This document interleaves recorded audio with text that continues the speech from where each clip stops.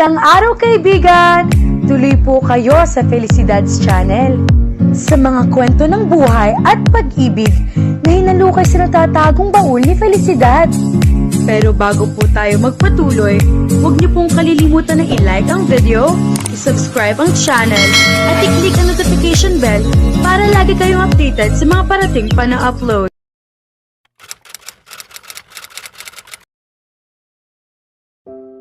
Hindi alam ni Andrea kung paano siya nakauwi. Basta na lamang niyang namalayan na nakadapa na siya sa kama, nakasubsob ang mukha sa unan habang walang tigil ang pag-agos ng kanyang mga luha. Bumangon siya at kinuha ang cellphone, saka tinawagan ang kanyang ina. Ngunit hindi nito sinasagot ang kanyang tawag. Ilang ulit siyang tumawag, subalit ang tanging sumagot lamang ay ang answering machine. Nanlulumong napahiga siyang muli sa kama at tulalang tumitig sa kisame. Marahil, kung sinunod lamang niya ang kanyang ina noon, hindi sana siya masasaktan ng ganito. Kung hindi siya nagmatigas at hindi na umalis ng Paris, marahil ay masaya pa rin siya ngayon. Pumikit si Andrea. Ngunit ang imahe pa rin ni Misael ang kanyang nakikita. Agad siyang dumilat. Hindi na ang nakangiting binata ang kanyang naaninag, kundi ang Misael na galit sa ama nito noong nag-usap sila sa Antipolo. Biglang tumunog ang kanyang cellphone. Nang tingnan niya iyon, nakita niyang si Misael ang tumatawag. Ayaw sana niyang kausapin ang binata, ngunit hindi niya rin matiis na hindi marinig ang boses nito. Sa wakas, sinagot mo rin ang tawag. Labis akong nag-aalala sa'yo.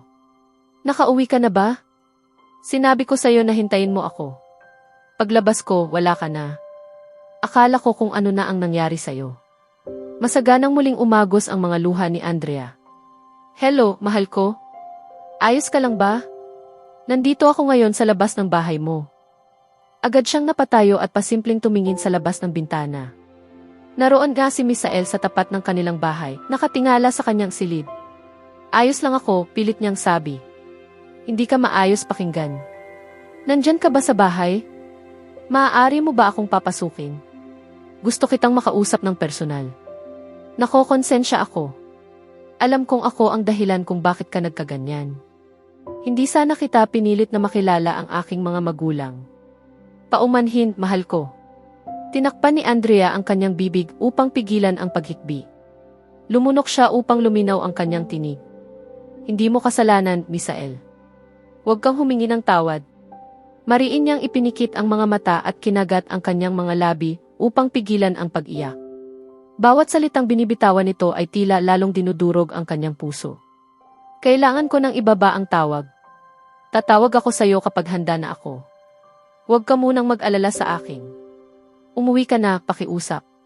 Mabilis niyang pinutol ang tawag at nang hihinang napadausdos ng upo sa pader sa tabi ng bintana, yakap sa dibdib ang cellphone.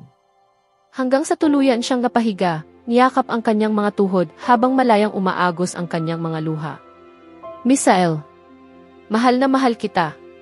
Mahal kita kaya ako kinakain ng aking konsensya, unti-unti at walang katapusan. Paumanhin. Bakit ka umiiyak, mahal kong anak? Papa, nasira ang aking manika, sabi ng 7 taong gulang na batang babae habang ipinapakita ang putol na braso ng laruan. Maingat na kinuha ng ama ang manika at inayos iyon. Ayan, ayos na. Tuwang-tuwang kinuha ng bata ang manika. Maraming salamat po, Papa. Ginulo ng ama ang buhok ng bata. Masaya ka na ba? Opo, Papa. Andrea. Natagpuan ni Andrea ang sarili na nakaupo sa tabi ng ama, hawak ang isang manika. Ngunit hindi na ito karaniwang manika, isa na itong manikang anghel. Huwag kang laging umiiyak sa problema, anak, wika ng ama. Hindi mo ito malulutas sa pamamagitan ng pag-iwas. Kailangan mo itong harapin at pagtiisan ang sakit. Doon ka magiging matatag. Mahal ka niya. Paulit-ulit na niya iyong pinatunayan. Ngayon naman, panahon ng patunayan mo ang sayo. Sabihin mo sa kanya ang totoo. Magagalit siya.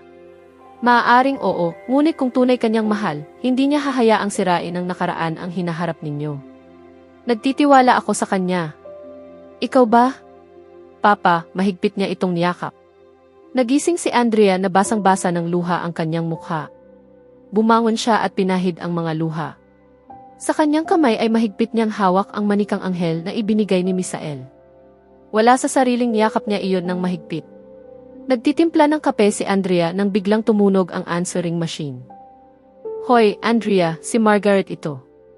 Ano na ang nangyari sa'yo? Bakit hindi mo sinasagot ang cellphone mo? 3 araw ka nang hindi pumapasok. Hinahanap ka na ni Ma'am. At ni Misael, sabat ni Lina. Biglang sumikdo ang puso ni Andrea nang marinig ang pangalan ng binata. 3 araw na siyang pabalik-balik dito. Hinahanap ka. Hindi mo raw sinasagot ang mga tawag niya at hindi mo rin siya pinagbubuksan ng pinto. Nag-aalala na kami sa'yo. Magparamdam ka naman. Kawawa naman si Misael. Hihintayin ka namin. Tulalang napaupo si Andrea sa kitchen counter. 3 araw na nga siyang nagkukulong sa bahay, hindi alam ang gagawin. Alam niyang sa ginagawa niya ay lalo lamang lumalaki ang kanyang kasalanan kay Misael. Ngunit wala pa rin siyang lakas ng loob na harapin ito. Kailan ka magkakaroon ng lakas ng loob? Kapag may minamahal na siyang iba? O kapag tuluyan na siyang mawala sa buhay mo?